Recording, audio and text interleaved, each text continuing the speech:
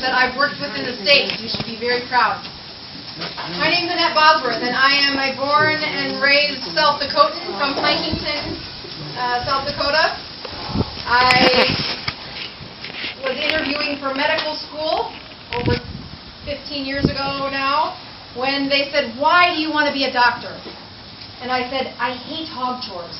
And I think that says something about, I grew up on a farm where we worked as a family, and I had no paved pathway to medical school, but that was a dream. I love people. I love caring for people. And through my journey of that drive to become the best in my field, I have taken those talents to something called population health. I'm an internal medicine physician, and my whole training has been to get paid for better outcomes.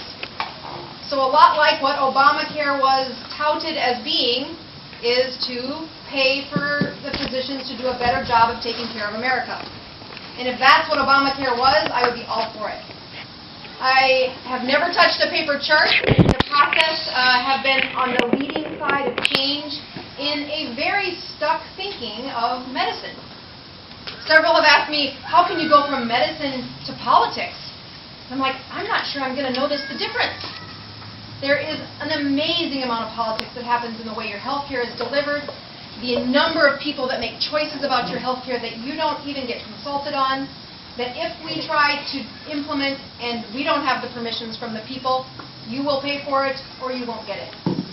In that same process, I have spent the last 18 months preparing for Obamacare. I'm an independent physician. I have a MacBook that I will take into the homes of patients, that I go into the shelters, that I see patients in jail.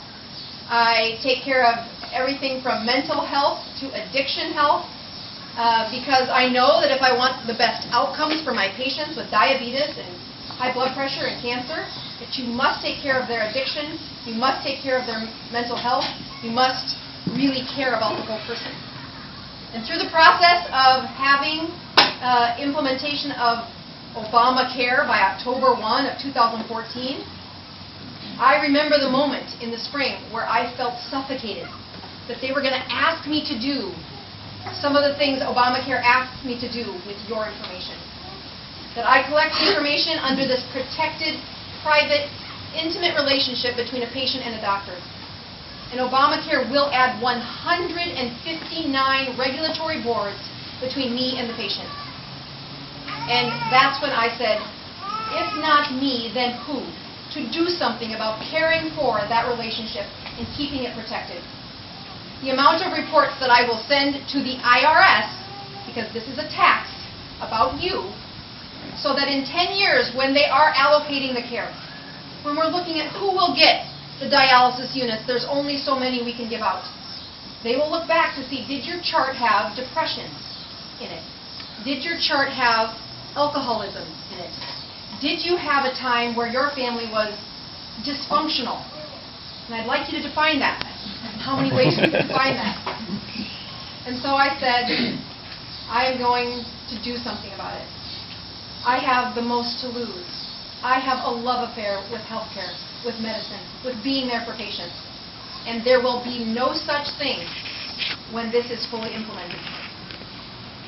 So when I announced that I was considering the run, one of my dear friends said, "You can't be a Republican. You care for people." With our politics in this country, that the labels that go behind these titles of Republican or Democrat, they shouldn't be, they should be, does it improve the process holistically for the patient, for the people, or does it hurt them? And I sit on the front lines of many of the entitlement programs, from food stamps to Medicaid to having other, your homes, their mortgages, housing development. And you'll see patients who have all 3 or 4 layers of entitlement programs, and they are getting their meth somehow. They are still stuck in a problem of prostitution in our state, yes, it's here, with drug abuse, and I see it on the front lines. That when an entitlement program is set forth without an attrition, without a way to graduate them off of it. It is based in falsehoods, that it did not improve the process. There must be a way that they graduate off of these, because it only creates a level where the patient, in my case, becomes very dependent on the money and the process, and then stops having the drive to really be the all-American dream. And so I run for the United States Senate, where there is a big fight in the United States Senate. Healthcare will be decided in that group. It takes a lot for me to leave one of the things I love the most, which is being a physician. But if I could do it in a way that protects the right between the patient and the physician, the next 10 years will decide. This law is not yet fully written. For the first 3 years they've written it, and yet it has over 70% of the details that have not been written. In the people writing it, it should be those who care for America in a way that is truly in the front lines, on the front lines of the delivery process.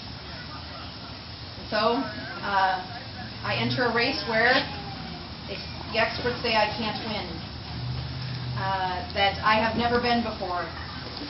But in medicine, we have a saying that the definition of an insane person is someone who continues to do the same thing over and over and over again and expects different results.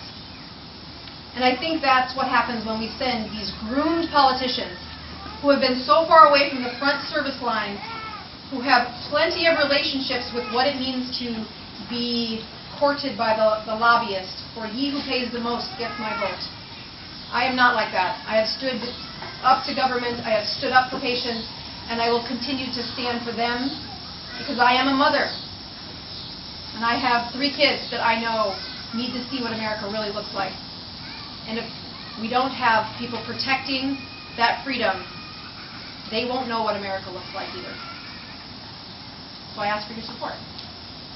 Thank you. There was a Revolutionary War flag that had the saying on it, "Don't tread on me."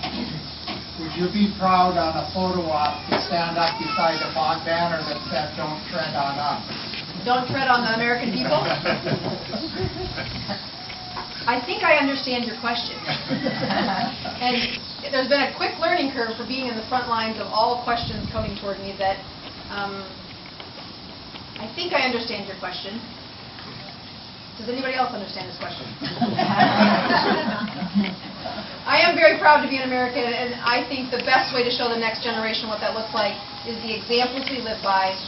And when we focus on who we are as a community and who we are as a family, we can do that.